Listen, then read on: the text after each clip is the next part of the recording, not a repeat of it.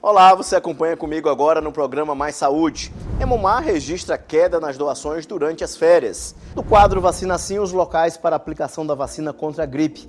Um gesto de solidariedade para salvar a vida de bebês prematuros. No Fala Doutor, um papo direto sobre envelhecimento masculino saudável com o urologista José Ribamar Calisto. Idosos mostram que nunca é tarde para viver com mais qualidade. No estúdio, uma entrevista com o nutricionista Daniel Amaral.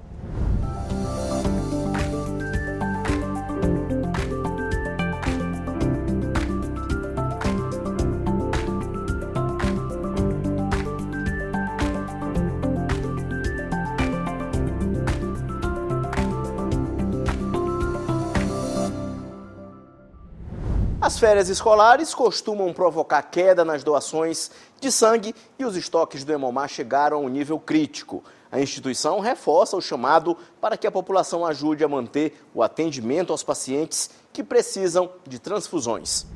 As férias escolares costumam reduzir o número de doadores de sangue e isso acende um alerta no Hemomar. Com os estoques em nível crítico, a instituição reforça o apelo para que a população faça doações e ajude a manter o atendimento aos pacientes que dependem de transfusões. Nós estamos num período de festividades juninas ainda, férias escolares, férias de trabalho, mas a demanda não tira férias, né? Então a gente tem que estar procurando manter essa oferta por conta de quê? Pelo período, é uma dificuldade que não é só aqui no Maranhão, é o Brasil inteiro, os hemocentros inteiros estão enfrentando, né? E aí a gente vai assim, inventando estratégias para segurar essa fase. Quem chega ao Hemomar mostra que doar sangue é um ato simples e capaz de transformar vidas.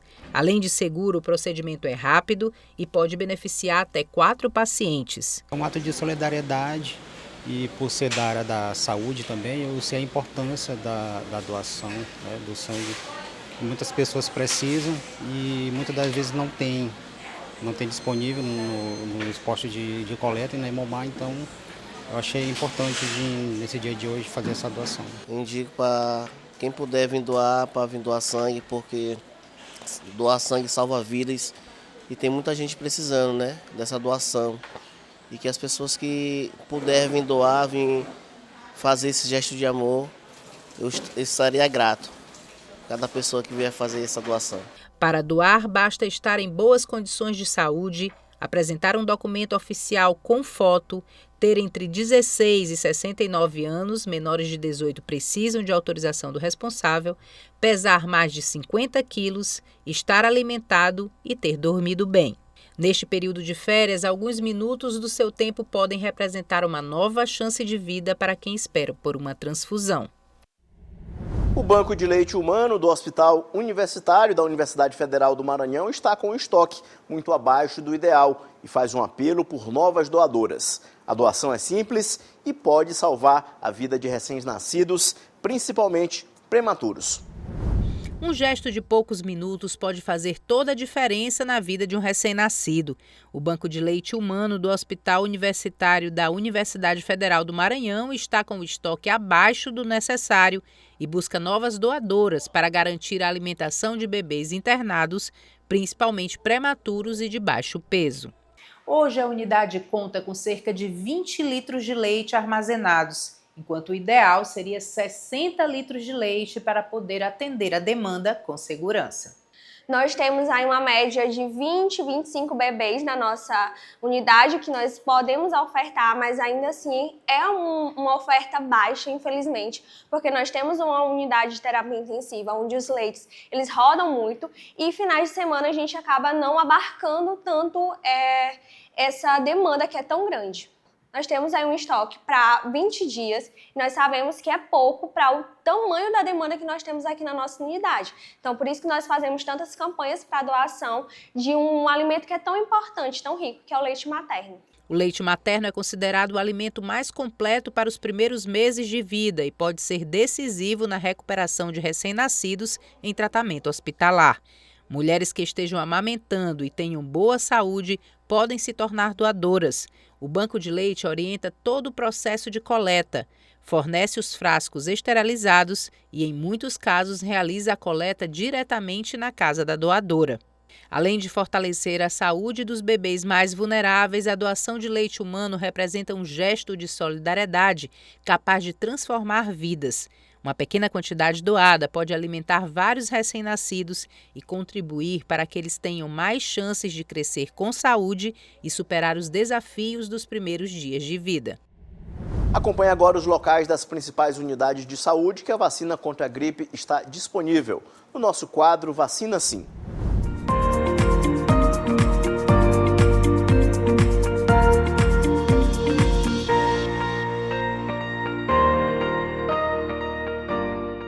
Veja agora as unidades de saúde para tomar a vacina contra a gripe. Centro de Saúde Amar, Centro de Saúde Liberdade, Centro de Saúde São Francisco, Centro de Saúde Turu, Centro de Saúde Coab Anil, Genésio Ramos Filho, Dr. José Carlos Macieira, Clodomir Pinheiro Costa, Vila Nova, Centro de Saúde São Cristóvão, Centro de Saúde Fabriciana Moraes, Centro de Saúde Santa Bárbara e Centro de Saúde Antônio Carlos Reis. E veja também o público-alvo da vacina contra a gripe.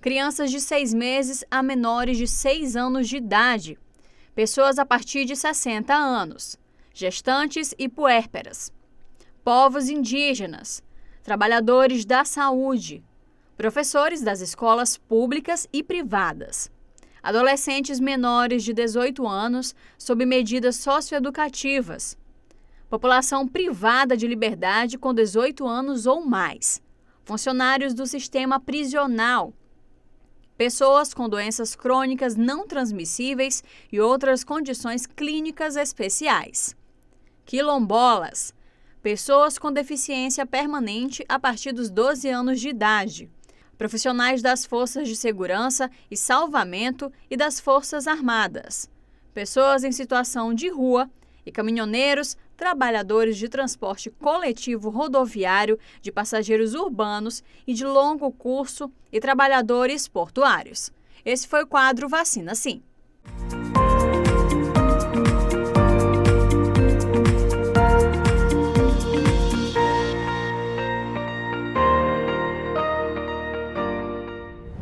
Veja no próximo bloco como a inteligência artificial está sendo utilizada para melhorar o diagnóstico e personalizar os cuidados da saúde masculina.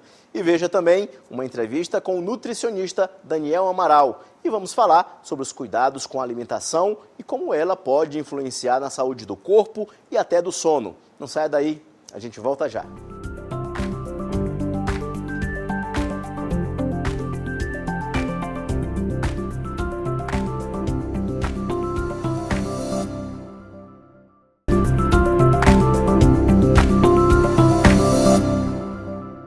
No quadro Fala Doutor desta semana, a repórter Carla Bianca conversa com o médico urologista José Ribamar Calisto sobre o uso de tecnologias avançadas como robôs cirúrgicos, laser, prótese de pênis inflável e soluções de reprodução humana assistida. A inteligência artificial já está sendo usada para melhorar o diagnóstico e personalizar tratamentos, trazendo mais precisão e qualidade de vida aos pacientes.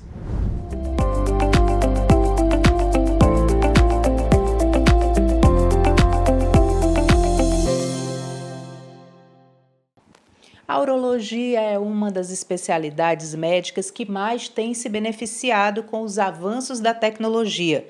Para falar sobre esse assunto, no Fala Doutor de hoje, aqui ao meu lado está o urologista Ribamar Calisto.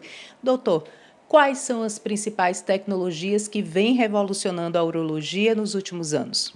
Como você bem falou, a urologia foi o que mais se beneficiou com esse novo momento tecnológico da medicina. Nós temos 3 grandes avanços nos últimos 20 anos, especificamente nos últimos 10 anos. Primeiro, ligado à cirurgia oncológica, à cirurgia urológica, advento da cirurgia robótica. O robô entrou com uma grande arma delicada, uma arma segura, uma arma que proporciona menos trauma, menos edema, menos sangramento, uma recuperação mais rápida e o principal, uma delicadeza no desenvolvimento de um ato cirúrgico, né? Então o robô foi a grande revolução nos últimos 10, 12 anos. Segunda grande revolução foi o uso dos lasers. Hoje nós temos a incorporação da tecnologia da luz concentrada, que é o laser, para fragmentar, pulverizar cálculos dentro do rim com aparelhos ultra flexíveis, quando no passado nós tínhamos que fazer grandes incisões, abrir o rim para tirar uma pedra, por exemplo.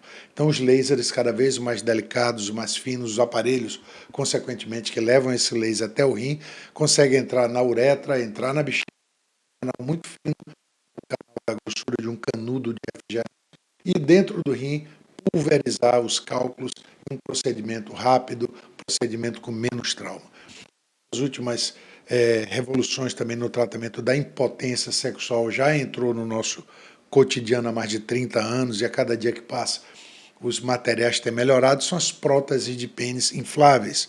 Nós tínhamos há 40 anos apenas as próteses semirrígidas, que deixavam uma ereção permanente, e as próteses, elas todas foram evoluindo, e o advento da inflável, que bota uma pequena bomba dentro da bolsa escrotal, levando a ter uma ereção e uma detumescência, ou seja, mimetizar uma ereção fisiológica. Esses três avanços da medicina estão sendo incorporados como um quarto correndo por uma outra raia, que é a incorporação da inteligência artificial. Gestão de consultório, follow-up dos pacientes, acompanhamento, agendamento, fusão de imagens de ultrassom com ressonância, propiciando para a gente uma acurácia no diagnóstico e um detalhamento para ter uma maior segurança e levando para o lado da oncologia o índice maior de cura. De que forma, então, a inteligência artificial chega para revolucionar os pacientes, aí, todas essas cirurgias, de forma mais prática? Ela chega para fazer uma junção de tudo que o médico pensa.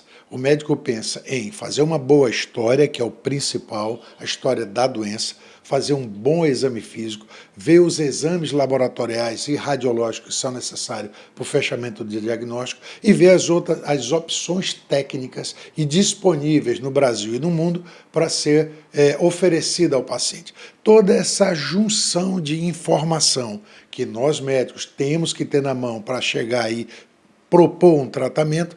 Hoje, essa junção rápida, esse abastecimento dessas informações por uma IA, por exemplo, vai deixar o tempo livre para a conversa e o relacionamento humano entre o homem e o paciente, entre a médica e o seu paciente, entre o terapeuta, entre o psicólogo, de maneira mais interpessoal. E deixar toda essa burocracia de análise de dados por conta de uma IA, por exemplo. E o futuro está bem aí na nossa porta, né?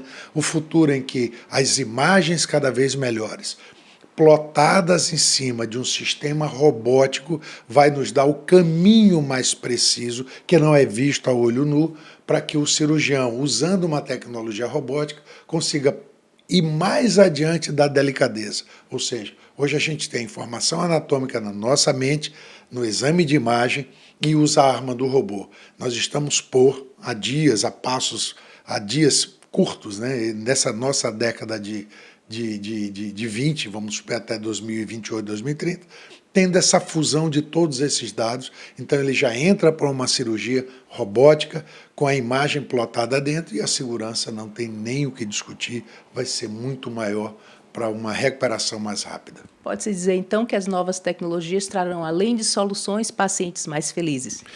Mais felizes, menos traumatizados, se recuperando mais rápido, e nós estamos no meio desse turbilhão de evolução.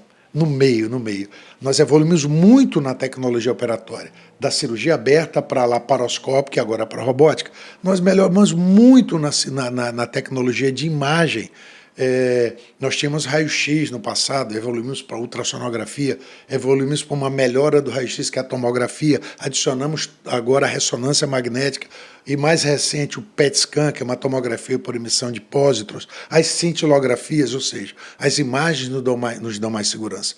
Incorporamos então as novas drogas para tratamento, somente no campo da oncologia, drogas inteligentes, que procuram DNAs, procuram receptores dentro da célula, daquelas células cancerosas que têm uma mutação.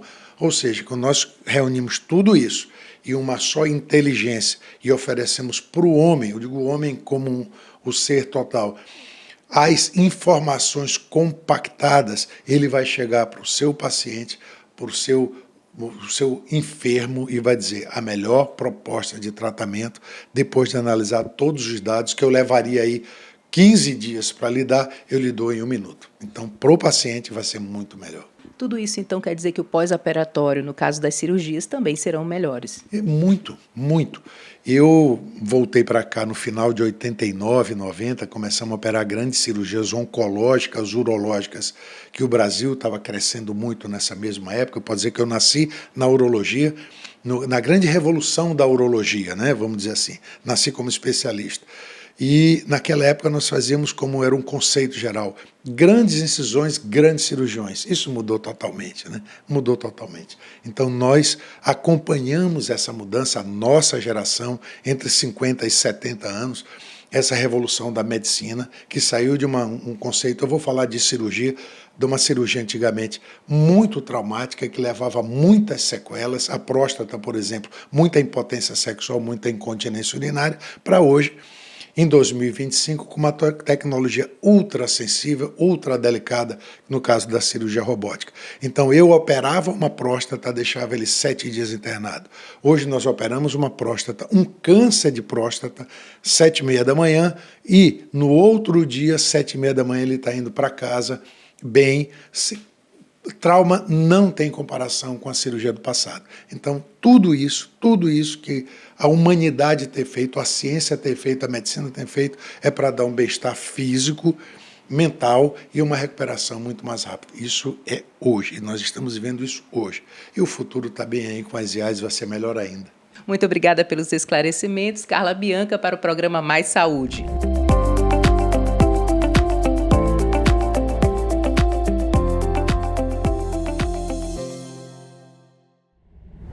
Envelhecer com qualidade de vida depende de cuidados, convivência e incentivo à autonomia. Em São Luís, um centro de apoio mostra como atividades físicas, acompanhamento profissional e integração social ajudam idosos a viver essa fase com mais saúde e bem-estar. Envelhecer faz parte da vida. E com o aumento da expectativa de vida dos brasileiros, cresce também a necessidade de garantir que essa fase seja vivida com saúde, autonomia e qualidade. Em São Luís, espaços voltados ao envelhecimento ativo mostram que nunca é tarde para descobrir novos hábitos, fortalecer vínculos e recuperar a autoestima. Aqui é a casa do idoso. Quando ele chega aqui, a primeira coisa que a gente tem que colocar na cabeça dele é isso, assim, aqui ele vai ser cuidado. Na mente das pessoas, abrigamento é quase final de vida, e não é. Abrigamento é para garantir ao idoso que ele tem uma vida saudável, final de vida saudável. E esse final de vida pode ser hoje, pode ser amanhã, como pode demorar muito, como é para todo mundo. A gente precisa assim, desmistificar que estar acolhido é estar fora da sociedade, pelo contrário. Mais do que oferecer atividades, o Solar do Outono promove encontros, convivência e acolhimento. Aqui, cada exercício, oficina ou conversa ajuda a fortalecer não só o corpo, mas também a confiança e a vontade de viver essa fase com mais independência e felicidade. A rotina reúne atividades físicas, estímulos cognitivos, momentos de lazer e acompanhamento de profissionais. O objetivo é preservar a capacidade funcional dos idosos, incentivar hábitos saudáveis e combater um dos maiores desafios da terceira idade, o isolamento social. O idoso, quando ele chega aqui, ele está muito sofrido. Ele está sofrido pelo abandono, ele está sofrido pela falta de alimentação, ele está se sentindo excluído da sociedade. Quando chega aqui, a primeira coisa que a gente tem é abraçá-lo, é acolher, como eu já falei recentemente. Então, assim, o fato dele vir para cá, ele percebe que tem possibilidade de vida. Então, isso restaura nele. Os resultados aparecem na prática. Muitos idosos retomam atividades que haviam deixado de fazer, criam novas amizades e passam a encarar o envelhecimento com mais disposição. A convivência diária fortalece os laços afetivos e mostra que qualidade de vida também depende de acolhimento e participação social. E aqui nós somos bem alimentados, bem cuidados, somos zelados por todos os fundadores, por todas as pessoas aqui. Especialistas reforçam que envelhecer com qualidade envolve um conjunto de cuidados: alimentação equilibrada, prática regular de atividade física, acompanhamento profissional e interação social ajudam a manter a autonomia e reduzem os riscos de doenças e limitações funcionais. Que a gente está sempre estimulando eles para que eles possam ter essa autonomia deles. Porque é muito complicado você envelhecer e ficar dependente, né? Então, assim, dá para eles que eles podem fazer isso, que eles têm autonomia para isso. Então, esse é o nosso papel, é fazer a reabilitação para que eles possam ter a autonomia deles na qualidade de vida. Envelhecer é um processo natural. Hoje, mais de 33 milhões de brasileiros têm 60 anos ou mais. Por aqui, as histórias se cruzam, os sorrisos aparecem e fica fácil perceber que o maior patrimônio desse lugar vai muito além das atividades oferecidas. É a convivência. Aqui, cada partida de dominó também representa amizade, troca de experiências e a certeza de que envelhecer pode ser sinônimo de autonomia, alegria e novos começos. Afinal, viver mais é uma conquista, mas viver cercado de cuidado, respeito e boas companhias faz toda a diferença. Olha as pessoas entrando, saindo, meus conhecidos. Os moradores daqui são todos meus conhecidos.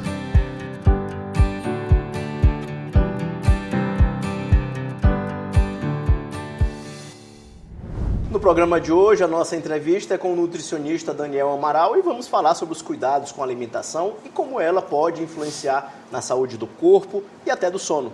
Doutor Daniel, seja muito bem-vindo aqui ao programa Mais Saúde de hoje. Obrigado. Hoje a gente fala muita coisa legal, muita coisa interessante no programa. Daniel, e essa questão do sono, ela tem alguma coisa a ver com a alimentação? Como é que funciona a pessoa que quer emagrecer? O sono influencia de alguma forma? Não diretamente, Ismael, assim, a gente fala que é a relação do sono. Então você que não dorme, uma orientação que a gente dá é tentar comer mais cedo. Então, quanto mais tarde a pessoa come, pior vai ser o sono. Então, a gente orienta a comer até às 19h30. Então, se você tem muito problema de insônia, provavelmente é por conta da alimentação, que você come muito tarde. Então, é um dos fatores primordiais é tentar fazer uma alimentação mais cedo. Então, quanto mais tarde comer, pior vai ser o sono. E pior também é o ganho de gordura, Ismael, entendeu? Então, se você não dorme, provavelmente você vai ter muito estresse, né? Porque vai ter muitos despertares noturnos. Despertar, a pessoa fica todo o tempo despertando. Então, a gente analisa a qualidade do sono pela questão dos despertares. 3, 4 vezes à noite, tem alguma coisa que está errada. Um dos fatores, provavelmente, é a alimentação que é feita muito tarde. Então, tem que ter essa atenção em relação a isso. Doutor, a pessoa tem mais dificuldade à medida que a idade avança, ela tem mais dificuldade em perder peso à medida que a idade avança, por exemplo, dos 30 aos 40 anos. Como é que funciona isso no corpo da gente? Por exemplo, assim, quando a gente é mais jovem, né, então o metabolismo está mais ativo. Então, a gente fala assim, que a pessoa mais jovem, ela tem muito músculo. Então, quando vai envelhecendo, ela vai perdendo uma massa muscular e tudo vai ficando mais difícil. Então, o corpo, ele vai acabando, definhando, e a pessoa, como fica o idoso, né? Ele fica tipo um maracujazinho, né? O pessoal fala... aquele maracujá envelhecido por conta da massa muscular. Então, é importantíssimo que a gente faça essa prevenção, fazendo atividade física, ganhando massa muscular para poder ter um metabolismo ativo. Então, quanto mais músculo, mais saúde provavelmente você vai ter. Mais osso também, né? Não tem fratura, não tem queda. A questão do idoso, Ismael, é a queda. Se ele cair, ele vai quebrar e o osso não vai mais colar e, né, vem as consequências daquela situação com o idoso. Doutor, sempre aparece a dieta da moda. O que os profissionais recomendam atualmente, né, em relação à dieta para homem, para mulher, para perda de peso e ganho de massa muscular? Hoje em dia a gente tem essa orientação que a gente faz uma tríade, fosse uma tríade não, um quarteto, na verdade, né? Então a gente associa tanto a alimentação, Ismael, quanto a questão da atividade física, quanto a questão do sono e do estresse. Então o estresse, hoje em dia, as pessoas são muito estressadas, você pode observar, Ismael, então quem é muito estressado, ele tem muita gordura, e o principal é a gordura abdominal. Então quem tem muito estresse, ele tem muita gordura. Então os fatores é esse, a gente casar, não é um fator só. A gente estava conversando ainda há pouco sobre em relação ao tipo de medicamento, então as pessoas acreditam que é só um fator, mas não é, o conjunto dos fatores, as emoções também interferem, então tudo interfere, não? Tudo, relacionamento, você imaginar, religião, então é um conjunto de fatores, a gente precisa que o paciente, você esteja bem, né? Então a mente sã, boca sã e o corpo sã, aí tem uma saúde completa. Doutor, de que forma a gordura abdominal ela pode trazer problema para uma pessoa? Ela é uma gordura que a gordura abdominal é uma gordura muito inflamatória e traz risco a diabetes, risco de hipertensão, risco de ter AVC. Então a gente tem que analisar que você precisa ter um percentual de gordura ideal, adequado, um pouco baixo, para que você não venha a sofrer com isso. Então a pessoa que tem muita gordura, ela tem um maior risco, né, de sofrer uma dessas comorbidades, algum tipo dessas doenças. Doutor, qual é o maior erro das pessoas quando decidem perder peso? Hoje em dia o erro é não buscar ajuda. Então, Ismael, você vai, que a Filmate fazer mandou, por conta própria. eu não sei quem indicou, um amigo. Então, não é isso, tem que buscar ajuda. Um dos fatores, Ismael, é fazer exames, né? Então, a gente faz a prevenção, pessoal. Com exame de sangue, exame de imagem, a gente consegue prevenir muita coisa. Então, se você quer ter saúde, você precisa primeiro buscar alguém, bom profissional, para poder fazer a solicitação, né? E traçar o caminho. Doutor, muita gente atualmente está usando de forma, inclusive inadequada, essas canetinhas emagrecedoras. Qual o posicionamento do senhor como nutricionista? Ainda pouco, como a gente já falado, hoje em dia não existe nada melhor no mercado, algo mais eficaz. Então, ela é um excelente medicamento, existem pessoas que necessitam mesmo para controlar a questão da diabetes, a questão da insulina. Então, ela precisa ser acompanhada, né, com uma equipe multiprofissional, com médico, nutricionista, com educador físico. Né? A gente precisa de uma equipe psicólogo também, é importante. Então, o conjunto dos fatores associado com tudo vai ter um resultado maravilhoso. Então, pode continuar. Não, então, é isso, né? A orientação é que tenha esses profissionais do seu lado aí, né? O benefício vai ser muito grande. Doutor, comer à noite é mais prejudicial do que comer durante o dia ou depende também? Não. Assim, a orientação é que você não coma... É igual aquela história, Ismael, que tua avó sempre falava. Então, comer muito bem no café, você come pouco no almoço e no jantar ainda menos, né? Então, porque a gente produz à noite, Ismael, o corpo ele quer descansar, ele quer dormir, os hormônios eles já estão todos diminuídos, então a gente precisa descansar o corpo. Aí o que acontece hoje em dia na realidade é o contrário, né? Pois, Ismael, tu não come nada de manhã, um almoço mediano e à noite... Você come muito e altera todos os hormônios, não produz o hormônio do sono, que é a melatonina. Hoje em dia, Ismael, existe uma tecnologia, eu vou até te explicar depois, que é a questão dos telefones, a luz branca, então a luz branca, ela interfere no sono. Eu vou te ensinar ainda pouco como é que você coloca o telefone na luz vermelha, que ela não diminui a melatonina. Então é importante isso. Você for mexer no telefone... À noite a luz vermelha e pela manhã a luz branca, porque interfere no sono. Doutor, outra curiosidade em relação ao refrigerante zero. Qual é o posicionamento de vocês? Assim, realmente tem menos açúcar? O que é? A longo prazo é prejudicial ou ainda não tem estudo em relação a isso? São pequenas doses, né? O refrigerante ele tem muito fosfato. Então a gente fala assim, mas tomar uma dose pontual é uma coisa. Vocês, mas está tomando Coca zero, refrigerante zero. Há muitos anos, são pequenas doses há muitos anos. Então a orientação é que você tente evitar o máximo que você puder. Não consigo evitar, tome o zero uma vez ou outra, você não vai morrer por isso. Mas a orientação é que a gente possa ser uma água com gás, com limão, entendeu? Isso é uma coisa pontual, não ser o hábito, Ismael. O negócio é que a população tem um hábito, está tomando isso todo tempo. E aí, ao longo prazo, acumula, né? Então, a gente fala também de muito metal, muita panela, muito amálgamas no dente, raspa as panelas, muito perfume, muitas químicas. Alumínio, tudo isso, Ismael. Isso com o tempo vai acumulando no corpo. Aí tem gente que não tem a pessoa dorme mal, todos esses hábitos. E acaba que o corpo ele não faz um detox, né? E esse detox acaba acumulando tudo no corpo. Aí vem a consequência de diabetes, do AVC, algum tipo de doença. A gente vai observar, Ismael, isso é uma questão tua há 10 anos atrás, está fazendo isso há muito tempo. Aí está refletindo agora. E está refletindo agora. Para mudar é muito difícil, a pessoa não quer mudar, tem a resistência daquilo, aí tem que entrar com medicamento. É todo um sofrimento do paciente. Doutor, quais exames são necessários fazer para quem decide virar a chave e emagrecer, por exemplo, que está acima do peso ou com algum tipo de obesidade? Hoje em dia a gente faz um check-up bem legal, Ismael. Faz a questão de exames de sangue, né? Então começa avaliando o fígado, os hormônios da tireoide, que a gente chama que é o T3, o T4, o TSH. Os exames também são importantíssimos para a gente poder avaliar como é a tireoide. Aquilo é um órgão que é o motor do carro. Então a gente precisa saber como é que ela funciona. E o fígado é um órgão que ele faz a eliminação, um detox. Então a gente precisa saber principalmente como é que estão esses órgãos, né? E aí a gente vai avaliando coração, avalia também a questão intestinal, que é importantíssimo. Então assim, a gente analisa até a questão do intestino, é tão importante, até a questão do seu humor. Por exemplo, quando você faz um cocô bonito, bananão, você está muito feliz. Hoje é quarta-feira, eu estou tão bem, eu estou tão feliz, o dia está tão bonito. Quando faz cabritinho, meleca, muito odor, muitos gases, a pessoa é muito enfesada, então ela fica muito infeliz, porque no intestino que produz os hormônios da felicidade. E saiu um estudo recente, doutor, de que o intestino também é um cérebro que o corpo tem, né? Então é importantíssimo. Quem tem um intestino que funciona bem, então tá em cima. Então, voltando àquele assunto, é só para a gente entender um pouquinho como é que é difícil emagrecer, porque tem um conjunto de fatores, vai desde o intestino à questão pessoal da pessoa, né? Então a gente precisa associar e tentar equilibrar esses fatores. E quando é possível identificar se uma fome ela é física ou ela é emocional, doutor? É possível? Sim, é possível, porque tem gente que ele tem aquela compulsão, né? Tem gente que a gente analisa, mas eu tá comendo tanto por quê? Eu não comia dessa forma. Então, a gente vai avaliar a questão da psicologia, Ismael, é muito isso. As pessoas, elas têm eu chamo isso de imoderação, Ismael. O que são pessoas imoderadas? São pessoas que elas controlam 3 coisas na vida: a comida, bebida e sexo. Aí quem controla isso, ele controla tudo. A gente chama que são as fraquezas dos seres humanos. Então a gente precisa ter o domínio próprio, o domínio da comida, o domínio de bebida, o domínio sexual. Então a gente controla esses fatores para poder ter uma vida mais saudável, né? Então a gente precisa ter essas associações, né? Doutor, em relação voltando às canetinhas emagrecedoras, em quais situações elas são recomendadas? Elas foram criadas para pessoas com diabetes, né? Então, a gente analisa isso. O diabetes, quem tem muita resistência ao açúcar, à insulina, ele precisa ter o acompanhamento ali com um profissional para que a gente possa melhorar esse fator dele em relação à questão do açúcar. Então, ela é importante, ela é necessária, sim, para o uso dessas pessoas também que não têm uma genética muito grande em relação à obesidade. Então, tem pessoas que, desde criança, são obesas, então elas necessitam um complemento associado, o medicamento, a atividade física, a alimentação, ao sono, estresse.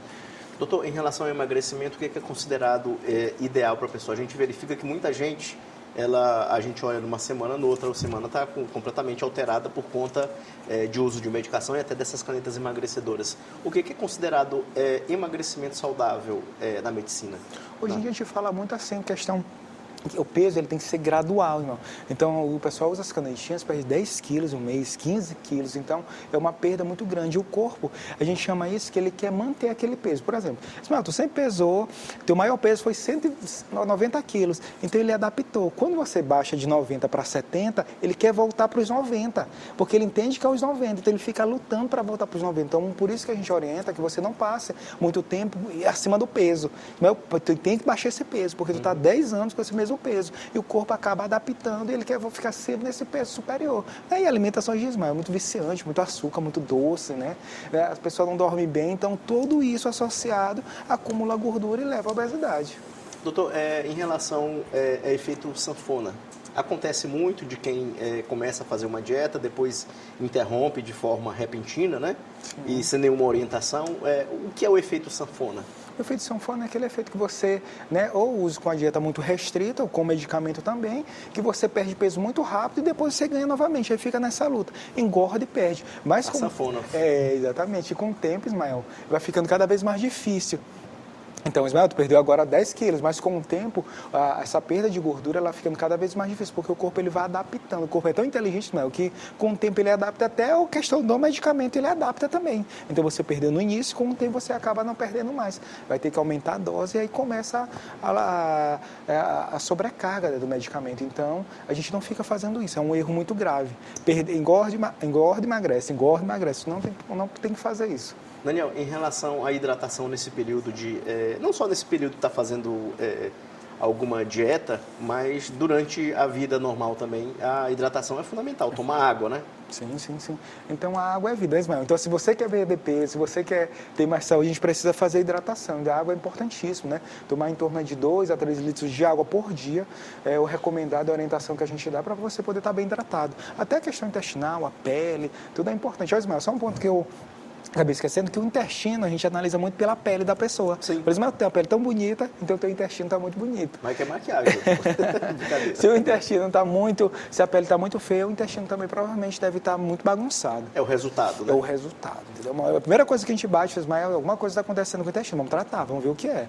Doutor, quais 3 orientações para as pessoas que estão em casa, que decidem emagrecer, mas que seja um emagrecimento saudável? Então, assim, as orientações que a gente dá é que você, primeiro ponto é buscar ajuda profissional, tá? Busque uma ajuda profissional, alguém que goste de você, que oriente você de forma certa, beber mais água, controlar esse estresse, tentar desligar esse telefone o quanto mais cedo melhor e não se estressar muito, entendeu? Viver a vida numa boa, poder buscar ter mais saúde, que é isso que importa, né? Sem saúde a gente não é nada. Doutor Daniel, obrigado por sua participação aqui no programa Mais Saúde de hoje. Tá bom, que agradeço. Esse foi o nosso programa Mais Saúde de hoje. Para você, um bom início de semana. E a gente se encontra no próximo domingo, às 9 da manhã, aqui na TV Assembleia, canal 9.2. Eu aguardo você. Até lá.